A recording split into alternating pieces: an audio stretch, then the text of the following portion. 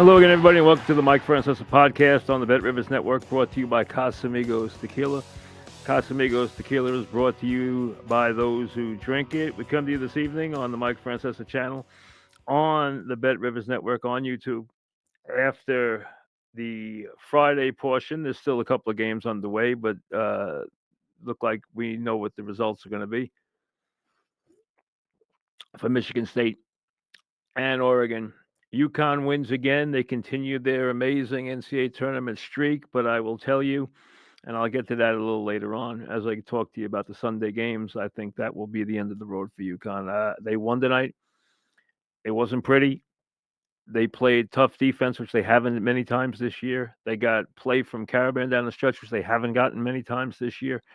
But this is not anywhere near the level of the team of the last 2 years, which were two of the dominant teams of all time last year, maybe one of the most dominant teams of all time.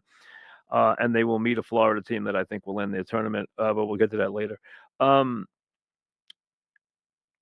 We got through the first round. All the big teams are still here. You had a couple of 12-5s. Don't you always? Okay, Colorado State was actually favored because of the injury to Memphis, so that wasn't even that big a surprise. You have a couple of teams that snuck through in that line, or maybe a little later on, but nothing earth-shattering, no big upsets. Now, a lot of people consider the Saturday, Sunday 8 games as the best 2 days of the tournament because you've gotten the teams that couldn't play. And a lot of the mid-majors didn't stand up to scrutiny this year. They really didn't play that well. Some of them did, some of them didn't. Okay? Drake did its job, as you would expect, but they were really good and well coached. Some of the others that people expected a lot from didn't show up. All right, so it happens, and they got beat pretty badly. It happens, no big deal. If you get upsets, it adds a little bit to the charm of Thursday and Friday, but it hurts you down the road where you get lopsided regionals. You got most of the power teams still alive, which sets up very good Saturday, Sunday, which sets up even better regional semis and finals next week. Now, I'll get to the Saturday games. I'll get to the UConn game tonight. Really not that much to tell you there. But I'll get to the game. Oklahoma may do on the foul line. They got a tremendous player in Fields. They missed a lot of easy shots. UConn played some spirited defense. Got a good performance again from Reed, who's become a very valuable player for them inside.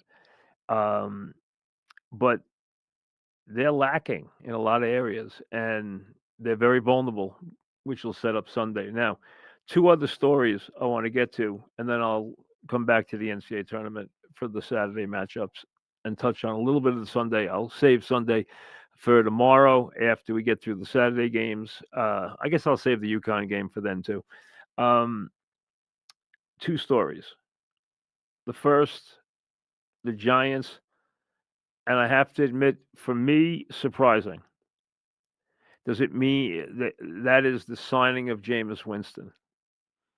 I've always liked Jameis Winston more than most people, but I admit he is a feast-famine player. He tries to make the big play all the time. He makes plenty of big plays. He throws plenty of long touchdown passes. He also throws a ton of interceptions.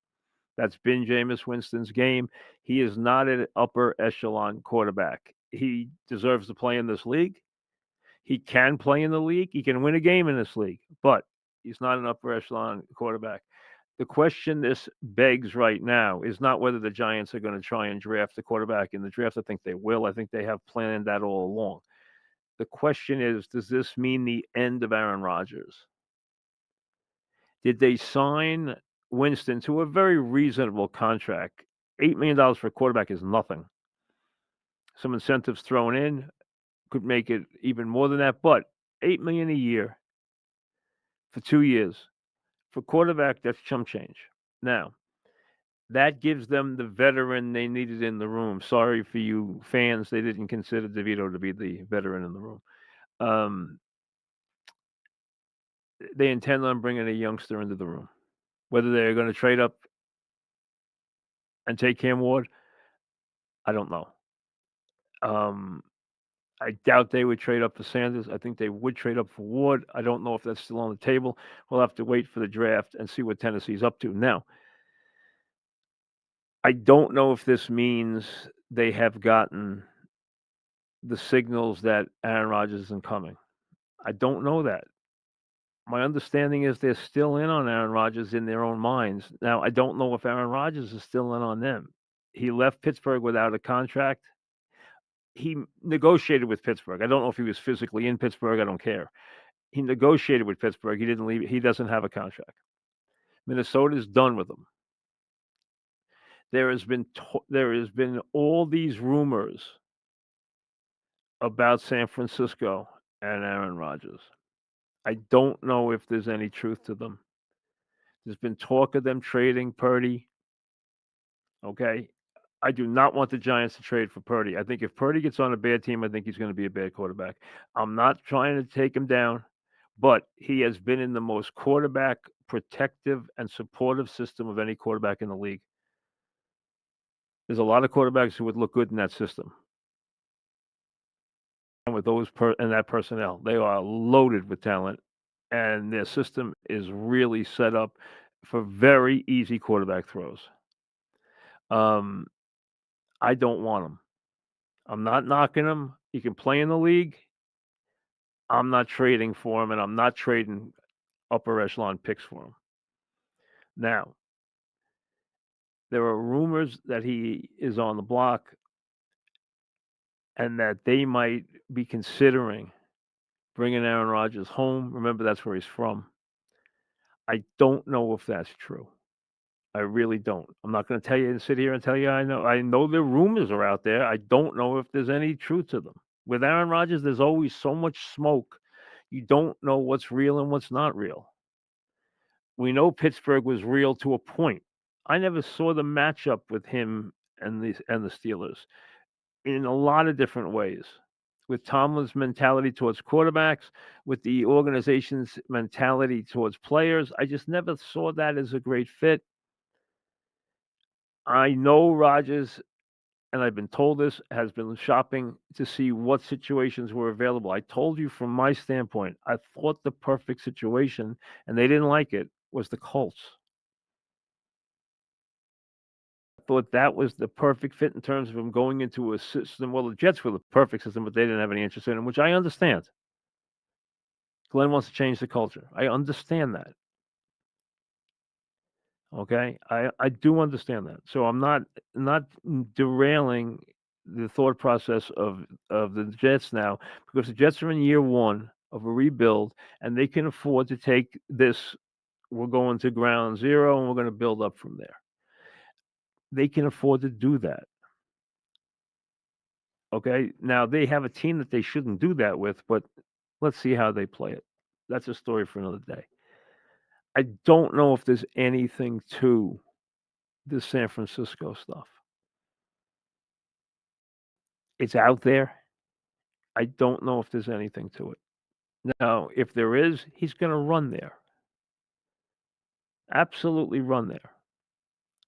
Just like he would have run to Minnesota if they gave him a chance to start. They didn't do that. I don't know if he still has the door open in Pittsburgh. I do think, from what I understand, he has the door open with the Giants still. But the Giants have lost patience with his antics, and why not? His antics, the Giants want to get this done, and I understand that. And they didn't want to be left at the altar, but Jameis Winston's not the answer. Jameis Winston's just a caretaker. See, Aaron Rodgers, if you can put the other pieces together, Aaron Rodgers can elevate the team. Jameis Winston is not Aaron Rodgers. Even at Aaron's advanced age and with the injuries he has, he's still Aaron Rodgers. So, number one, I think it's not a good signing. Number two, and I like Winston, I just don't think it's a good signing for the Giants because that doesn't serve their needs. if they're not going to get better than him at quarterback, then play a kid right from the start and try to develop him. And if you can't develop him, you know what? You're not going to be the coach after next year. That's all there is to it. If you don't show progress with that kid, you know what? It's not going to be you that's going to gets to move forward. But Jameis Winston is not going to save the general manager and the head coach's job. He's not going to do it. Not in that division. It's not going to happen. I don't in any way like the signing. I was stunned by it, to be honest with you. I did not think that's where they would go. Now, it was quickly put out that that does not mean they're out of the Rodgers thing. But who knows where the Rodgers thing is? And if Rodgers thinks there's even a glimmer of a chance that he can go to San Francisco, he's going to wait that out forever. If I were Rodgers and I don't get what I want somewhere else, I wouldn't have a problem staying in shape and starting the season and waiting for an injury to lead me to a team that needs me to come in and step in for the rest of the season. He can play it that way and wind up with a really good team next year. Somebody could get hurt. We all know it. It's football. So to me, the Winston thing solves nothing, elevates the Giants in no way. In essence, it is a worthless, dumb move. It's a move that does not help you on the field, advancing who you are, advancing your progress, or anything else. Jameis Winston is not going to rescue you. It's not going to happen. So I don't think that's an answer tonight. I think it's just another show that they're desperate.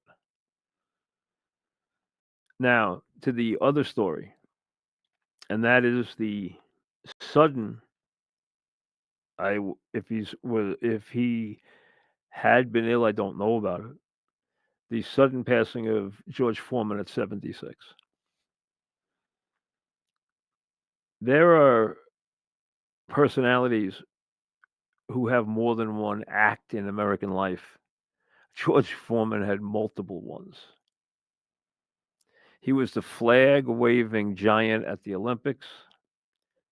He was the sullen powerhouse champion, man of no words, man of no smiles, man of just absolute unhappiness and a sullen presence who ended Ollie's and Fraser's plans by knocking Fraser down 4,000 times in Kingston, Jamaica, and becoming champion, which led to one of Ollie's greatest triumphs, of course, and that is his amazing victory when no one thought it was possible to beat Foreman, an unhappy, out of shape Foreman who was almost a prisoner in Zaire. But hey, Ali beat him, took his punishment, laid it along the ropes, and took a beating, the likes of which few men could take to his body to let Foreman tire himself out and then knock him out. And it just, again, elevated the all-time legend that was Muhammad Ali. But then Foreman wasn't done. Obviously, he had boxing glory after that, and then he became one of America's darlings. He became this happy, funny personality who hawked grills and sold his George Foreman grill, sold the company for $138 million, made other money as a personality on television with appearances, as a boxing commentator. He was a delight in later life. Who knew he had this funny side and this other personality? So, like I said, there were multiple lives in American public life for George Foreman. The sullen champion, the comeback guy, the happy, jolly George Foreman, who sold and marketed grills to America, among other products, and marketed himself to America. He had an amazing life. He had an interesting life, and one that surprised us in a lot of ways and showed a lot of smarts and a lot of growth that we didn't know was there when he was that brooding champion losing to Ali, gone at the age of 76. You know, when you reach this point in life, uh, and obviously your perspective changes. It reverts, it reverts more to your early roots in that you're much more family conscious because your career is not, most of our careers at this point are either established or over. Um, a lot of us are fortunate and very thankful for the careers we've had. Um, but you get a different perspective. You worry much more about your kids and your family and every day and try to learn to enjoy things and keep things in perspective. But you also watch as a lot of people pass, and it just marks time as more and more and more of the sports personalities or people you knew. You watch them pass day after day after day. So you're not surprised anymore when it's, oh, look who passed away. Oh, look who passed away. And tonight, Mons tells me as I'm watching the basketball, look who passed away. Tonight it was George Foreman. May he rest in peace. He had, like I said, a very full, very rich, and I'm sure a very rewarding life in a lot of ways. And I hope in many ways. Bunch of kids, and we saw that there was a happy side to him, which we never knew was there, which he showed extensively in the last decades of his life. Back to the NCAA tournament, the Saturday games, again, very, very interesting games. Interesting games. Um, two standalone, as I told you. I told you last night when I didn't have the times yet that I would have been stunned if St. John's was not a standalone game. I will be stunned tomorrow if UConn Florida is not a standalone game. If UConn Florida is not a standalone game, these people don't know what they're doing. Just like Arkansas St. John's was going to be a standalone game. If the two-time defending champion against the one seed is not a standalone game, you got a scoop. You got a major scoop, and they screwed up. That's all there is to it. It will be a standalone game. Now, the 12 o'clock game is an interesting one. One team that showed it belonged was McNeese State. They didn't just win, they were physically impressive. They are a good matchup against Purdue. Purdue's got a wonderful guard who's an All-America. They beat up their opponent on Thursday on the backboards. They will not do that to McNeese. This is a very good matchup. Purdue's a 6-point favorite. I think this game will be closer than that. I think I would not be stunned in any way if McNeese won the game. Purdue deserves to be favored. They're from the bigger conference. They're Purdue. They deserve to be favored, but I think McNeese has a very, very good chance to win. Then comes the game everybody wants, St. John's and Arkansas. Hey, Arkansas has legitimate physical talent. You don't play in the SEC and have a winning record and not have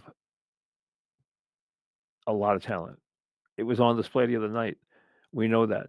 Calipari and Patino have met many times. I'm not interested in their right now in their NBA meetings, but they have met many times. Their relationship goes back forever. My relationship with both goes back forever. I know Rick since he was an assistant coach. I know John since he was an assistant coach.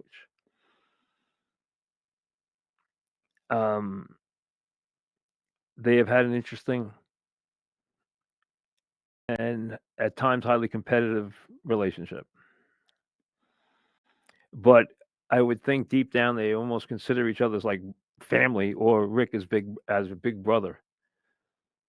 They used to call Calipari Little Ricky.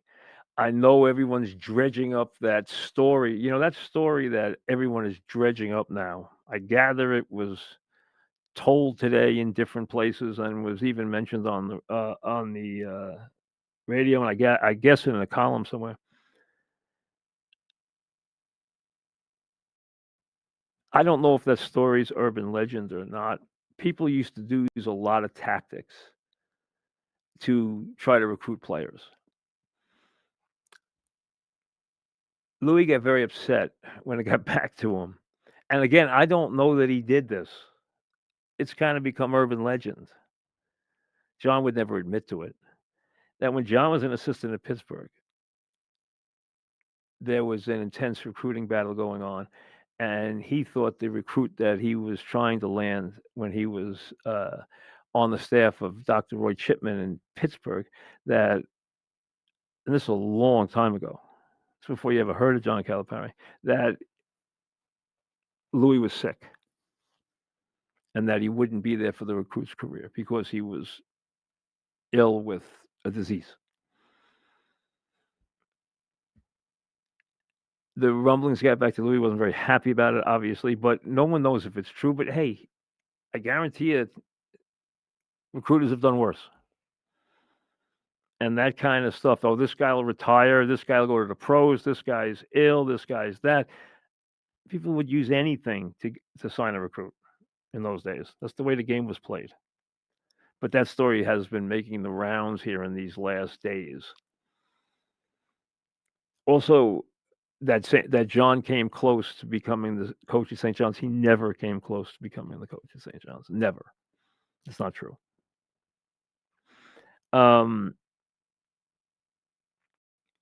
John's team's dangerous because they can go up and down the floor. They can get off the ground. They can sky. They have athletes.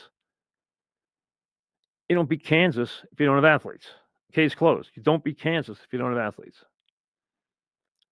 Can they win this game? Yes. Will they win this game? I don't think so. But I tell you this, starting tomorrow, this would be a very good time for St. John's to not open every game 0 for 6 from the floor and down 10 points.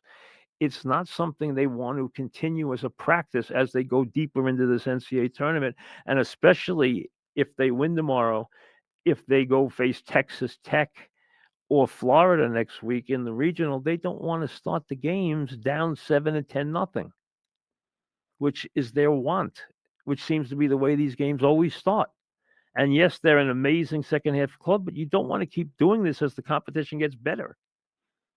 Tomorrow would be a good time for that to change and get out of the box. How about hitting your first shot for a change? I think St. John's will make Arkansas sloppy.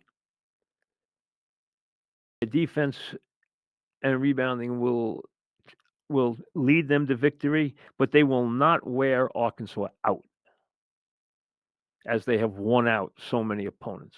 They will not wear this team out. This team has enough players and enough speed and enough talent that they're not going to wear them out physically.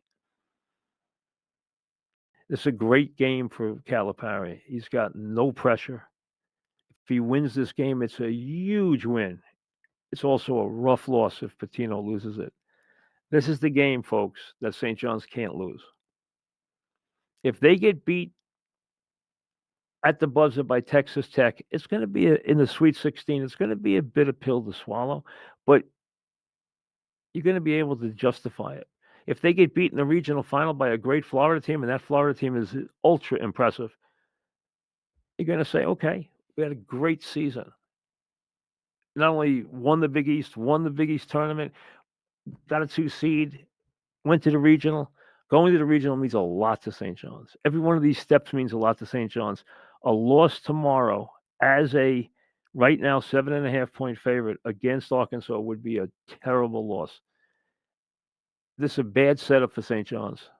Bad setup for Patino. But a game that I think that they have big advantages in, and I think they will win it. I wouldn't be surprised if they won it going comfortably at the end.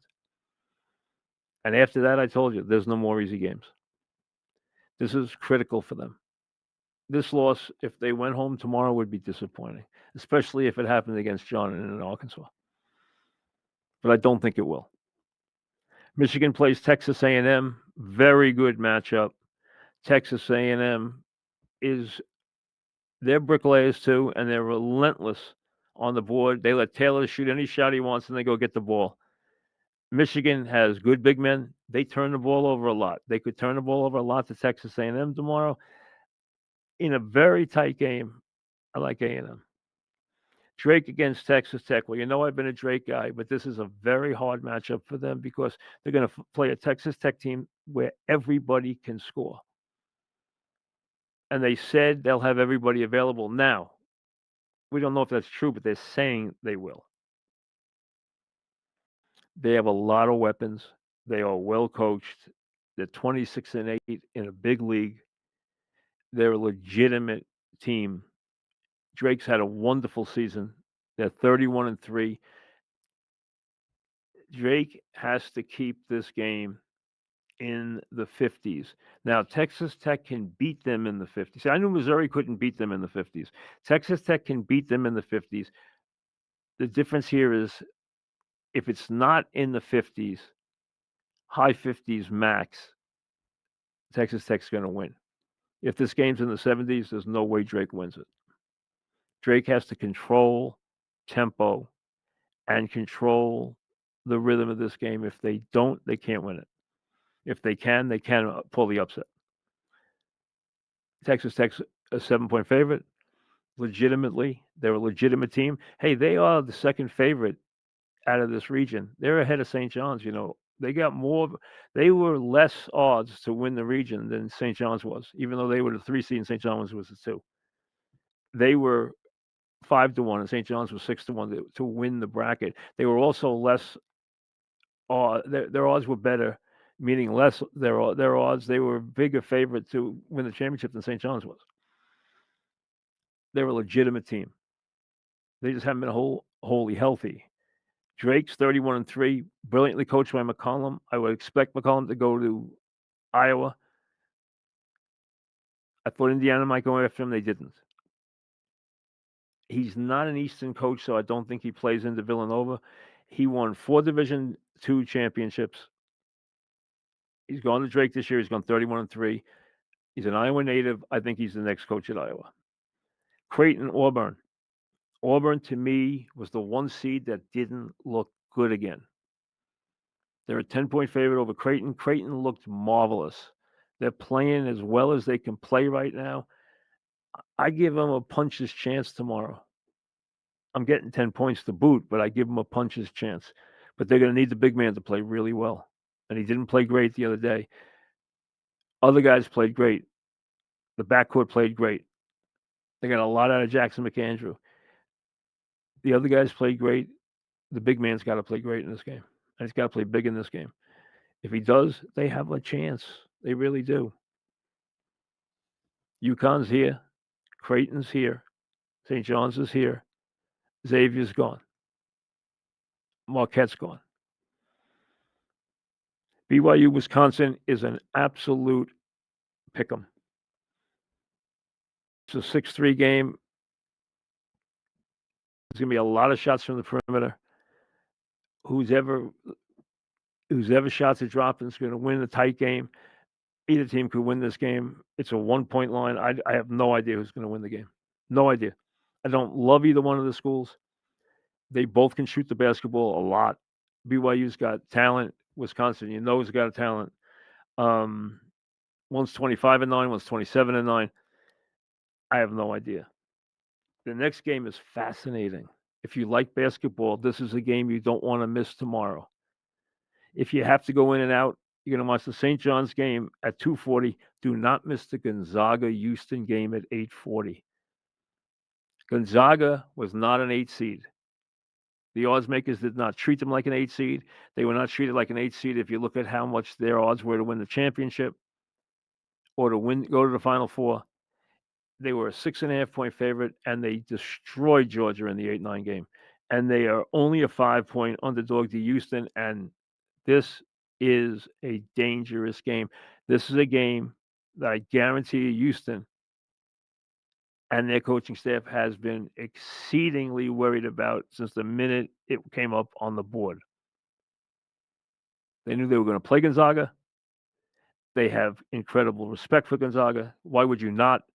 This is a terrific basketball game. I think Houston will wear them down and finally make the difference, but with their rebounding, but this is going to be a very good game.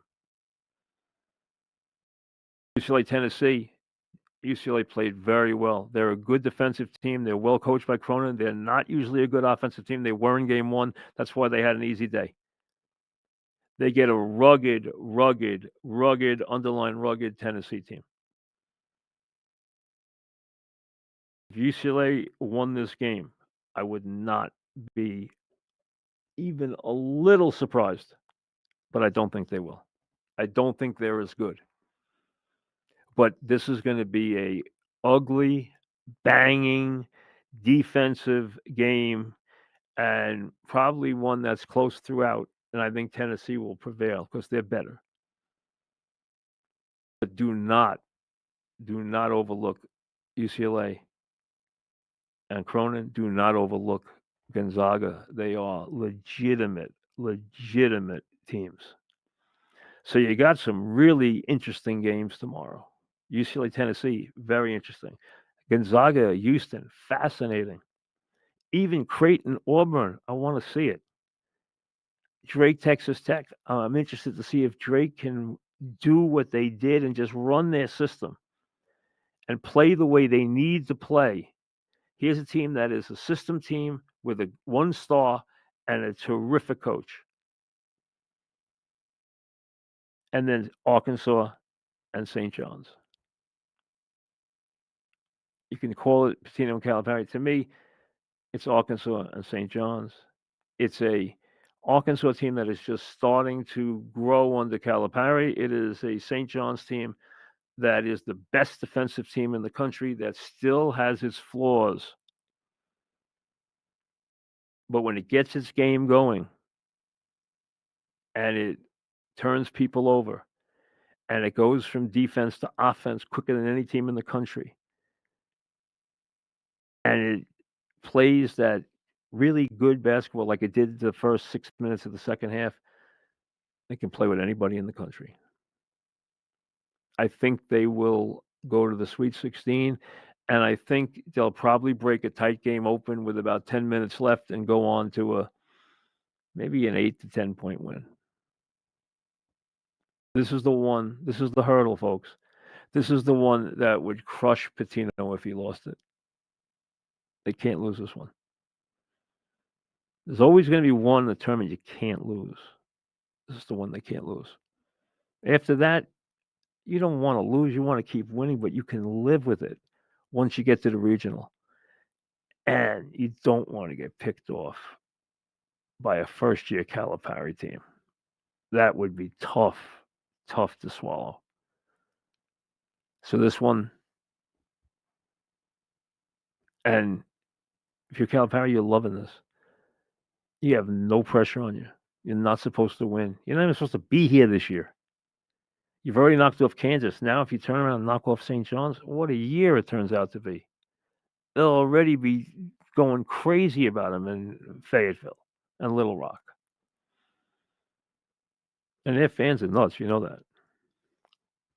I mean, that is a place where they support their programs in a big way.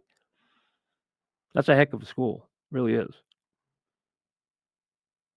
So you got plenty of basketball tomorrow. We'll be with you tomorrow night after the games are over.